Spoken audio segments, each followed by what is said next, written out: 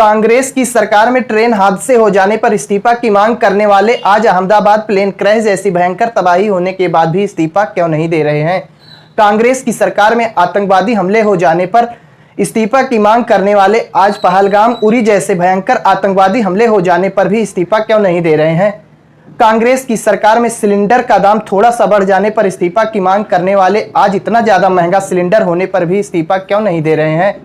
तो इसका कारण खुद जो है भारतीय जनता पार्टी के नेता और देश के रक्षा मंत्री माननीय श्री राजनाथ सिंह जी ने खुद बताया, जब उनसे एक पत्रकार साथी ने पूछा कि अहमदाबाद में भयंकर प्लेन क्रैश जैसी तबाही हुई है, इसको लेकर जनता इस्तीफे की मांग कर रही है, तो राजनाथ सिंह जी ने जवाब देते हुए कहा कि बाबू, ये कांग्रेस की सरकार नहीं है, ये बीजेपी की सरकार है, यहाँ पर कोई इस्तीफा नहीं देता है। उनके कहने का मतलब स्पष्ट था कि दुर्घटना कितनी भी हो जाए, यहाँ पर कोई इस्तीफा देने वाली बात नहीं आएगी, कोई इस्तीफा नहीं देगा। एक कांग्रेस की सरकार नहीं है कि इस्तीफा ले लोगे, ये बीजेपी की सरकार है, यहाँ पर कोई इस्तीफा नहीं देगा।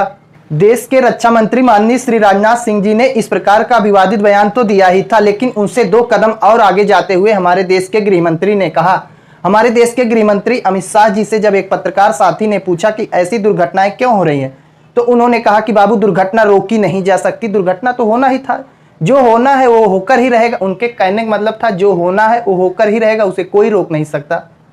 ऐसी स्थिति में हमारे देश के गृह मंत्री श्री कृष्ण भगवान की बात करने लगे। जब कोई गलती होती है तो भगवान की बात करने लगते हैं, जब कहीं कोई अच्छी बात आती है तो उसकी जिम्मेदारी खुद उठाने चले आते हैं।